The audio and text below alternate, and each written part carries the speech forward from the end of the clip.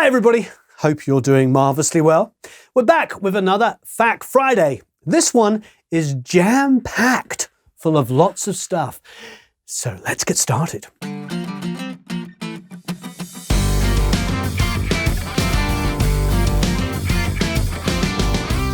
So I hope you're doing marvelously well. If you haven't already, please hit the like button on this video. And of course, leave a bunch of comments and questions below. This is where we scour for future Fact Friday videos. So if you want to leave me a question down below, please do, and we will do our best to answer it. So our first question is a question I get asked a lot. So we thought we would answer it. What is the difference between open and closed back headphones? Here I have some open back headphones. These are Jubilee series Sennheisers. They're called the HD58X, 58Xs. They're very affordable. I think they're about $150, which for open back headphones is very, very cheap. So what is the difference? Well, the difference between using something like this or the closed back that I use quite often is quite significant. The advantage, of course, with closed back headphones is they are completely utilitarian. A closed back pair of headphones I can use for recording vocals. I can put on anywhere in the studio, outside, whatever, and block out the world. And in fact, of course, many closed headphones also have noise cancelling capabilities. However, open back headphones do sound better. There's no two ways about it. When you put on a pair of open back headphones, frankly, they don't feel as, don't feel as enclosed. You don't feel like you're having your head squeezed by a pair of headphones and all the sound is just going into your pinnae, into your ear, into your eardrums. They feel a lot more relaxed and you actually feel like you're sitting more in a room. There's a lot more space, there's openness, music feels more expansive around you. There's obvious reasons for this. The music bleeds out, air comes in. If you're in a very loud environment, they're not smart. However, most professional mixers that mix on headphones, not all, but a vast majority like to mix on open back headphones. But of course, when it comes to recording things like vocals and acoustic guitars, open backs don't work. You're going to be having far too much bleed into a vocal mic. So the pros and cons of open and closed backs are really that. As you know, I mix online streaming using closed headphones. I do that for a multitude of reasons. It makes it a lot easier when Eric is mixing to have a clip-on mic that's running the whole time, and then music that's playing. When I'm wearing headphones, there's no bleed. It's so much easier for us to hear the live stream. The second reason why I wear closed back headphones on the stream is I'm trying to emulate real world. Most people don't have 10 pairs of headphones. They don't even have 2 pairs of headphones. So they don't have a pair of open back for mixing and a pair of closed back for tracking. So I like to emulate real world experiences. However, if I'm going to mix, more likely than not, I'm going to be using open back headphones like this. Now, please go to the URL, the link here at drop.com, and you can find out a bit more of the pros and cons of open and closed back headphones. It's a really good article talking about all of those details. So please go and check it out. There'll be a link flying around here. So let's get into some guitar questions. We get quite a lot. And if you keep watching this video, we're going to get into a really amazing guitar world. So, hey Warren, as a guitar player, have you ever used a Kemper Profiling Amp? I just bought one and I'm blown away by the quality of the sounds. Not just the sound, but the feel of it. Would love to get your opinions on it and or perhaps an episode review of it. Yes, I have used a Kemper, and in fact, like everybody else, I do have my own Kemper profiles available of all of the different amps that I've done. So my feelings on Kempers are they are an incredible tool in many, many ways.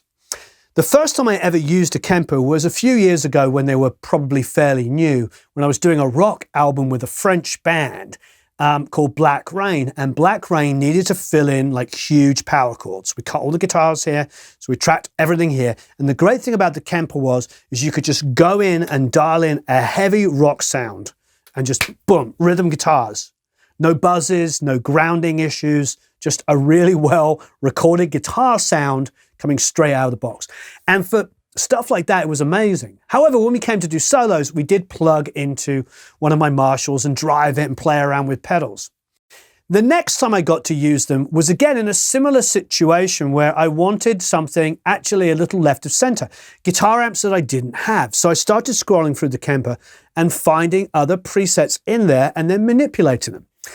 I think ultimately what you have with a Kemper is you have the ability to get other guys and girls sounds.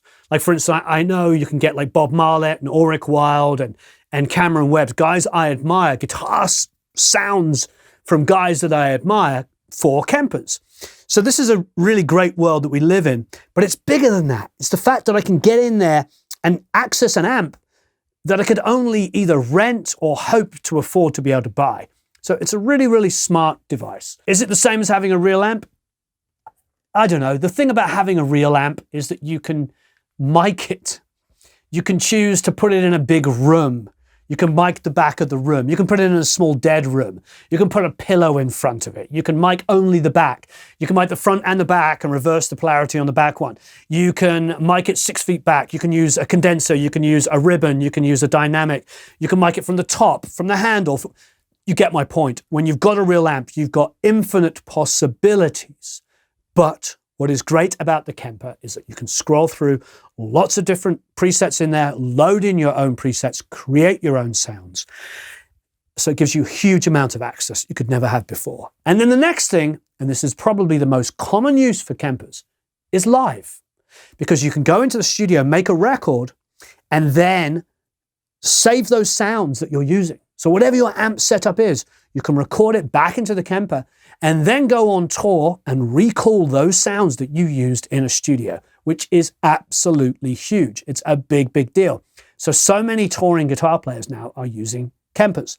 Lots of them have those big fake cabs, you know. We've seen Glenn Fricker post photos of them. We've seen lots of jokes made about it, but it's all levels of artists, from the smallest artists to the biggest artists in the world, that are doing it.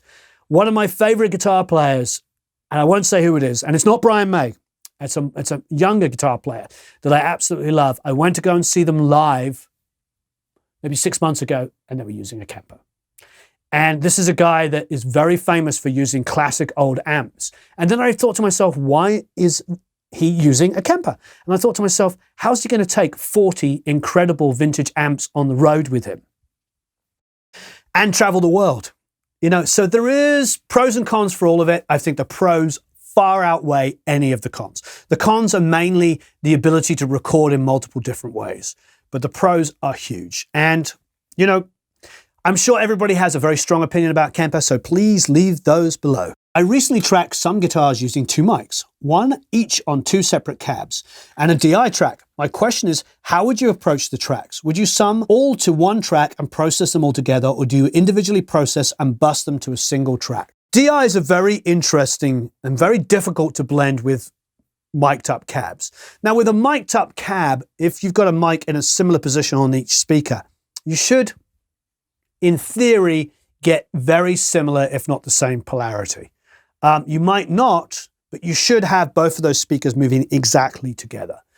I would definitely record them individually, yes. I wouldn't blend them on the input. And I would make sure that those 2 speakers null each other out, cancel each other out as near as darn it.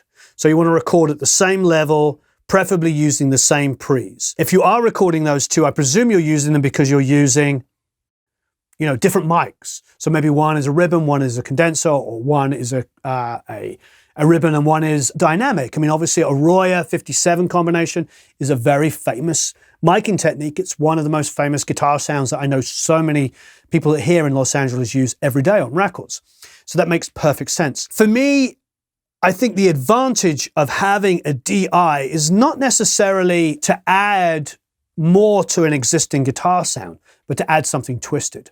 What I really, really like doing with DIs when I'm using mic'd up cabs is like maybe running an amp sim on it, but then putting tons of verb on it. Maybe doing something that's super clean when the other ones are dirty, and making that the reverb, 100% verb. So you have this massive, heavy guitar sound, but with this halo of beautiful, clean reverb.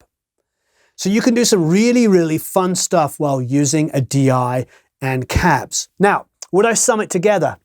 I don't know. I mean, I would probably take the left and right, the 2 cabs, and sum them maybe to a stereo so I can EQ and compress them together. However, I'm not afraid to individually EQ or compress individual mics that are eventually going to be summed, because there's a beauty in like deciding what they're for. Let's just say you take one cab, you know, like a ribbon, which is super dark, and a dynamic, which is super bright. Maybe you roll off some of the high end off the ribbon and you do the opposite and roll off some of the low end on the dynamic and then blend them together and get one absolutely massive guitar sound. You might get all of this big girth from the ribbon, and then you cross that over maybe 250 and then 250 on the 57 and blend them back in, and then sum them together and EQ and compress them together. And you've now got two mics that you can blend sounds together. Get creative and take your DI and use a reverb just on that DI and create another sound that you can blend together. For me, there's lots of like ways of listening to music, and there's lots of ways of looking at music. And you can say, well, you know, once you apply plugins, you're going to affect the phase or the polarity.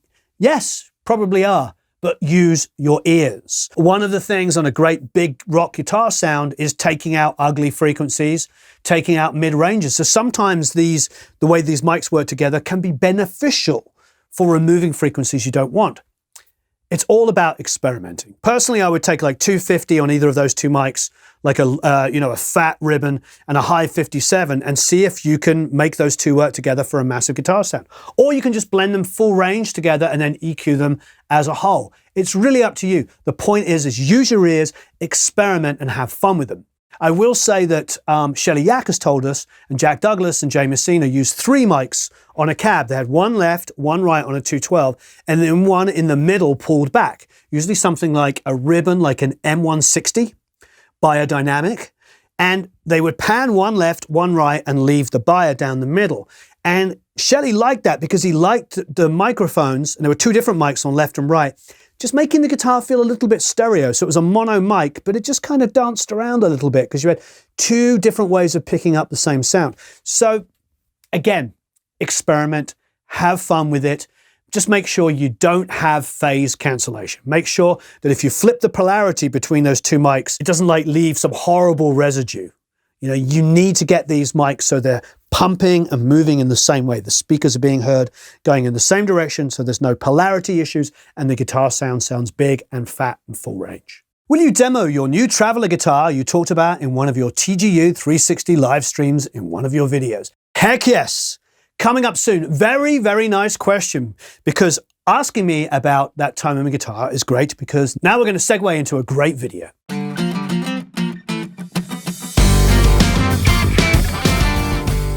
Hi everybody, hope you're doing marvelously well. I'm sitting here with my new friend and cohort, Mr. Phil McKnight. How are you? I'm good, how are you? I'm having a blast here. In fact, to be honest, this is part 2 of a 2 video series that we've done. Yes. Part 1 we did on your channel, talking about some of these rather beautiful, well, this one's brand new, newish right. Paul Reed Smiths. Right. And one of the things we both hit on was the idea of, I suppose, value for money is an oversimplification, isn't it? Yeah, Quirkiness. I like function. We use the word. We can use the words again. Yeah. Utilitarian. Yeah. You know, right? Just a tool. You know what I mean? For the purpose, and not so much for the, the shine. More of a production guitar and less of a stage guitar kind of idea. Totally. Yeah. And I've fallen in love with this guitar, and actually while we were in our intermission, because we're here at Thomann and we're in Trippendorf in Bavaria, and it's been a blast, hasn't it? It's been amazing. In fact, think with this. What I love the most is this video was started at breakfast. Yeah. A discussion at breakfast leads to Yeah. a video, and that's something that just can't happen anywhere else. Nope. You know what I mean? No, especially when we're like hours away from each other. Yeah. I want to do one thing before we change this. You went on to the shredding sound here. Yes. Which you didn't use on this guitar before. By the way, I'm in love with this Vela. Okay.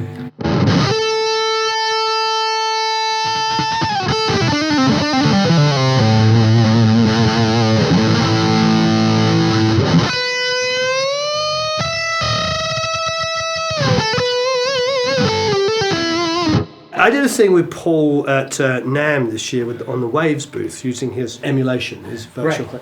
Right. And I loved it. And the idea was I was supposed to interview him. And I have a tendency to talk a lot as it is. he could out-talk me 6 ways to Sundays. Basically, he took the mic, and I became the guy that was just demonstrating playing guitar. Right. And he just went for it, and he gave me this guitar. I picked up this guitar, which is actually Wave's kind of stock PRS they had. Right. And I did that.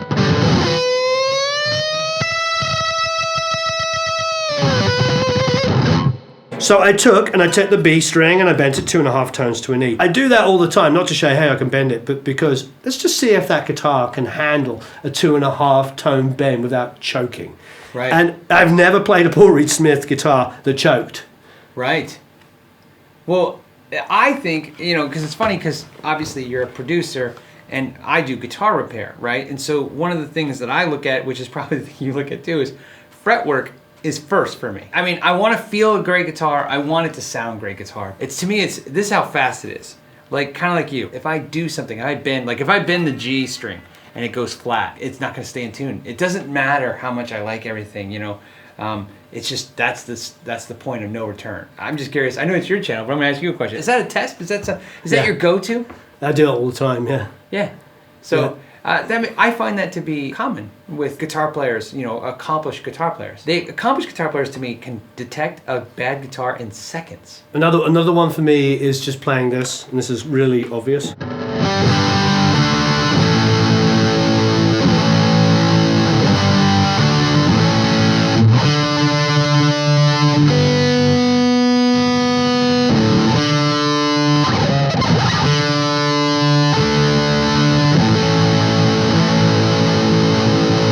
So G, D, A sounds like the most obvious thing in the world. Why do I do that? I do that because if a guitar is ever so slightly badly intonated, frets are in the wrong position or something, there's no way you can make this and this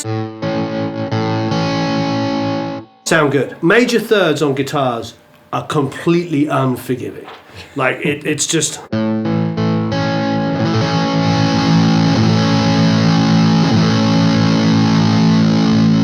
Pretty tasty. The thing about guitars is, they're all tuned in fourths and fifths. Everything sounds...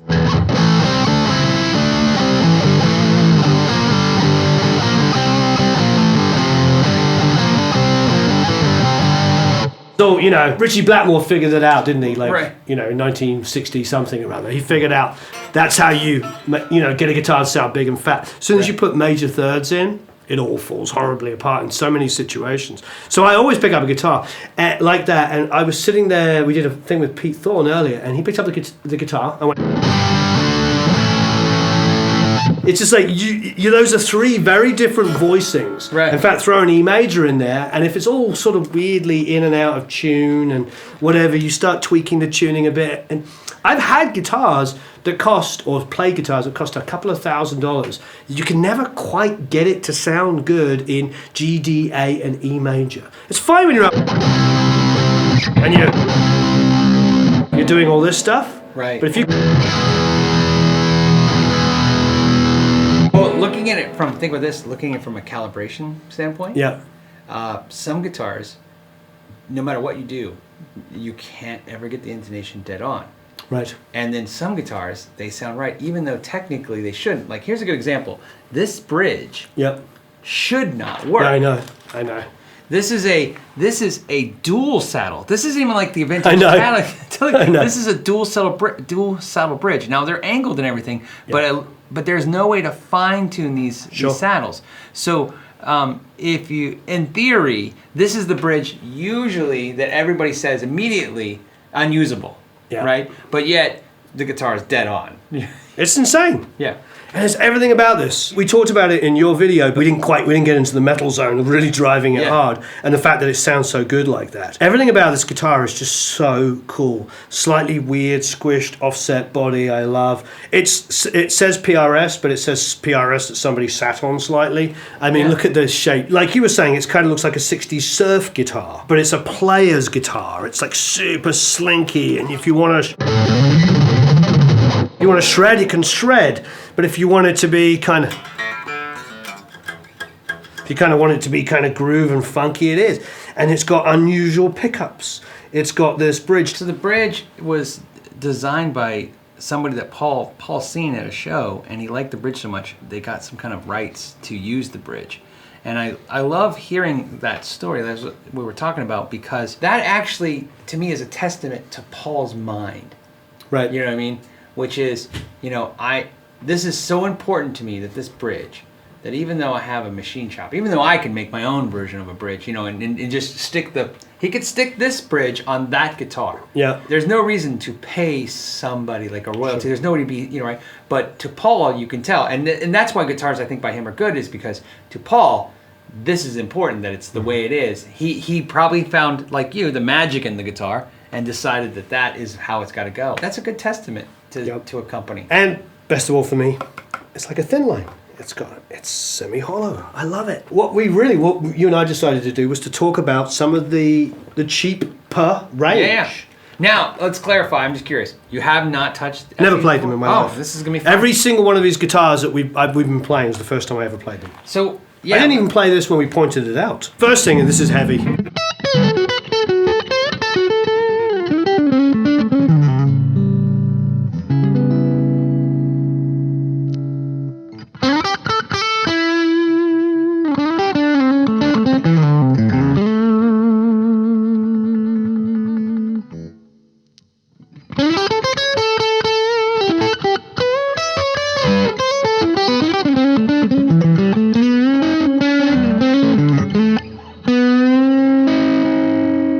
That's the only thing. I'm not a trem player.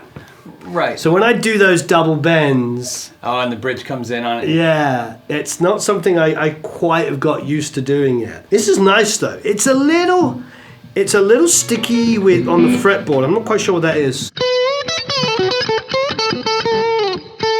I feel the wood under my fingers. Is it just because it's a lower profile fret?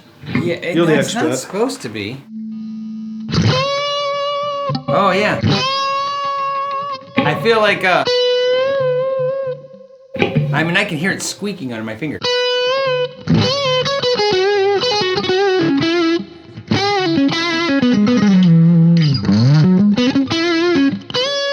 It's not supposed to be lower profile frets, but there is definitely something going on where it's closer to the thing. Right. What's interesting about this is a limited thing for Europe, I believe. This is a baked maple neck. Oh, wow. And what's really interesting is I never seen anybody use a baked maple and then clear coat it. So it's different that way too. I like you. I kind of, there's a time and a place for this. Yeah. But it's not my go-to for sure. No. I don't even know how to use them. I can go, I can do that. I can, on chords, I can do a Johnny Marr version of using a trem. But I've never been... When you're doing those two-note bends, right? Yeah. That's the whole point of pulling back, right? You can bend you're bending the string as high as this thing will pull it back. Yeah.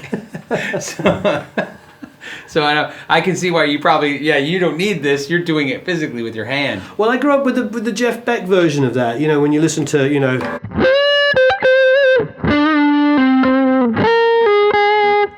he does that, he does these little semitone rundowns, or it's just, to me, that was.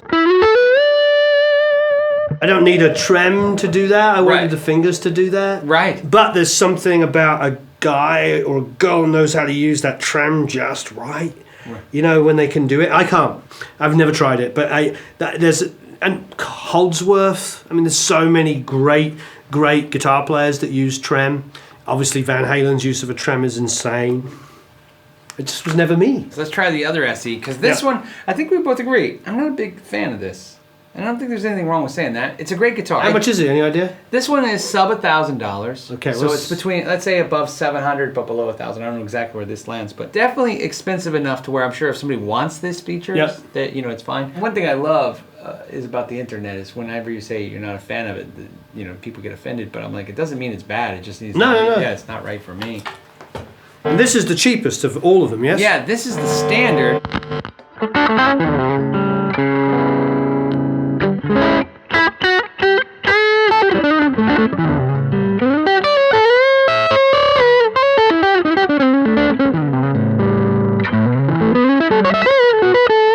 Can I go back to that one? Yeah.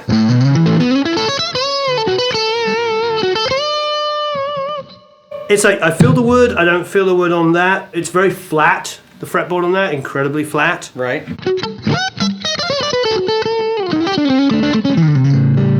I think this guitar has the capability of being super special. Do you think it's just the height of the frets that we're feeling the wood? Yeah, I don't know, because here's what's weird. These are definitely the same frets. So it's weird. But I don't feel it on that one. It also could be, to be honest, because it's raining, I think, right now, or whatever. It's really humid here. Very humid. So it could be that just because it's humid, you're feeling it underneath our fingers more. It's got a clear coat finish. There's no finish on this fretboard, so it's... I can tell you personally, for me, right now, look at when you were playing them, that sounds way superior to this. Yeah. Just in the few seconds you started playing, I heard that have more tone. So it's interesting to me how, even though these are both made in Indonesia, right? How a couple $100 bought a lot more tone. Yeah, definitely. This is a nice guitar, and it's definitely a huge step up from most beginner guitars. But if this is really $1,400, yeah, it's like 14, 15 tops. Yeah. If this is $1,400 or $1,500 and this is closer to $1,000, buy this guitar or buy that guitar. This is $1,000 too. There's something, and God bless it. I mean, I wonder if it's almost like they have this range for people to come into and buy Paul Reed Smiths and you know, get bitten by the bug, but then I wonder if it helps sell these, because to be quite frank, this is a really special guitar. This is like a player's guitar, and it's unusual and it's got uniqueness to it. That is like a blues rock guitar. You know, we both played it, and it just makes us want to like play with feel. You should do that. Let's play this one too, because this one I think is massively going to sound different than that one. Yeah.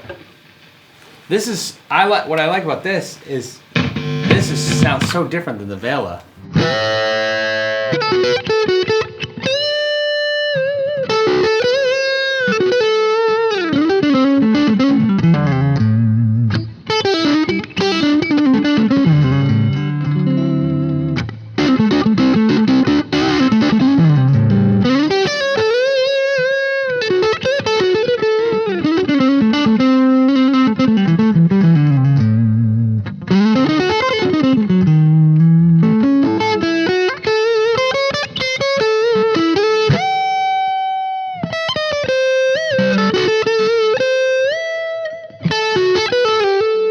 Interesting enough, when these came out, when the SEs came out, their choices were very clear. It was private stock, core, right, which is the high end, $3,000 guitars, and then SEs was the entry point into that. And then later, PRS developed S2, which stands for Stevensville 2, because it's the second American line made in Stevensville. Right. And this is a hybrid. This is American body, American neck, but import pickups, import tuning keys. Right, so the hardware comes import. The electronics will be import. The bridges are tough because sometimes they're made in America and sometimes they're import, depending on the model, right? But the interesting point to me now is, especially just listening to you can say how it feels. I'll say how it sounded. I don't know why you would get into this range with that being available for not. I mean, come on, 6 months to a year of saving, and you can get into that. That was a massive difference in the way that. The last thing that's interesting is, these pickups are generally made in the same places. So it's not even like, a higher end pickup is happening. There's something happening with the guitars. Yeah, these are special. Like you were saying, were you saying this off camera about Paul? You were talking to him about these models, about how now you're like, is he worried that... yeah, I did that. That was public, so it's easy. I did it. I interviewed him and I asked him, like you have access to these higher end guitars, and I had your reaction to these guitars is the same reaction I had 2 years ago the first time I picked them up. Was this is it? This is what I'm looking for. Yeah. You read the price tag, you're like, oh well, this is the price I'd actually like to pay too. Yeah. And so I asked him if he was worried that players would gravitate to this, and he basically said. He could make money teaching companies how to do this, you know what I mean? Because I think he's right. I think these are fantastic. Yeah, it's like if I had a couple of guitars of this kind of ilk or price range, like the SEs, every company makes $500 to $1,000 guitars. Right. If I had a couple of these laying around, the point is I have one pair of hands. Right. I can only play one guitar at a time. Right. So if I had a couple of these laying around, I would sell them and buy this. You know what I mean? It's like... There's no reason, when you have a guitar collection, when you know that for like 1.5 times or less than double the price of that, you can get a guitar like that. Why would you not have it? To be honest, I could sell, and I'm considering, you know, I could sell a couple of like my more inexpensive guitars and just have this, have more room, have a guitar I play more often. It looks amazing. It's a thin line, which is my favorite things about guitars. I love hollow bodies. I still love jazz guitar players as well as rock guitar players. This is like a nod. Like the Frank and Barley guitar is very similar in ways to this, isn't it? Because Frank's guitar is a thin liney, glued, necky kind of. Right. You know what I mean? There's definitely great players that we admire that all end up in this world. So yeah, I don't know. Well, I love the saying. I've always loved the saying. You never regret buying quality. Yeah. Yeah. And what a great mantra when dealing with guitars. You know what I mean? Yeah. Because I think guitars get, I don't know about you, but guitars sometimes get hyper focused on getting to a price point they want to pay and not chasing the guitar they want to have. Yeah. So I think because you can always find these used.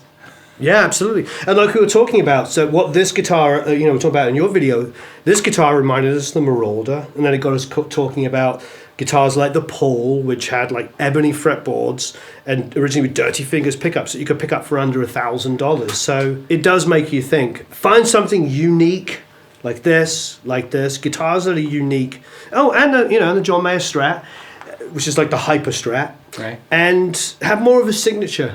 Yeah. Anyway, I have enough Les Pauls. I don't need any more. There's enough Les Pauls? No, I'm just kidding.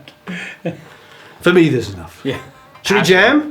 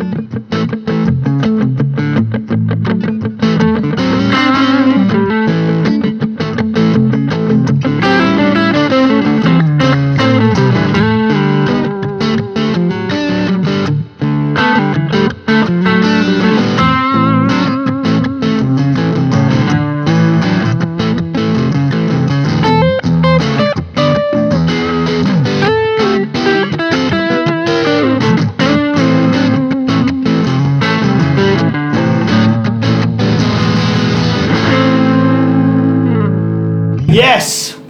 Thank you ever so much. Thank you for letting me have it be on your channel. That was a blast. Marvelous, thank you. Yep. Here it is. This is very exciting. So the guitar that you saw me playing in the Phil McKnight video with the wonderful Mr. Phil McKnight, apparently they've sent it. Dun, dun, dun, dun, dun, dun, dun, dun. There it is. Wow. Absolutely gorgeous. Look at that. So it's everything I love. It's got some crazy pickups on it. Well, you heard me playing it. I loved it. The F hole. It's a glued neck. It's a little smaller. So it's like, it's just Christmas time. Yes, yes, yes.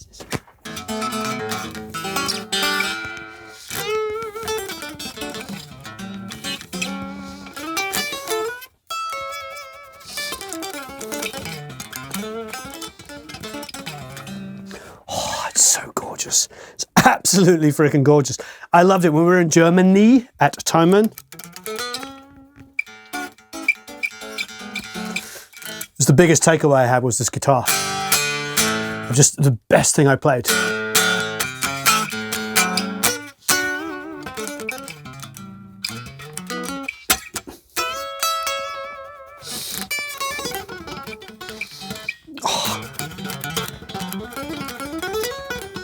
Thank you ever so much for watching. Thank you ever so much. Paul Reed Smith. Thank you, Toman, for having us come all the way out here. And this is just absolutely incredible. It's really beautiful. I'm so excited. I want to plug it in and play it. And it's now going to be on pretty much everything we do. Just what a beautiful instrument. Thank you. Have a marvelous time recording. And I'm mixing and playing guitar and all kinds of fun things. And I'm a big kid and I just want to play this. Speak to you all again very soon.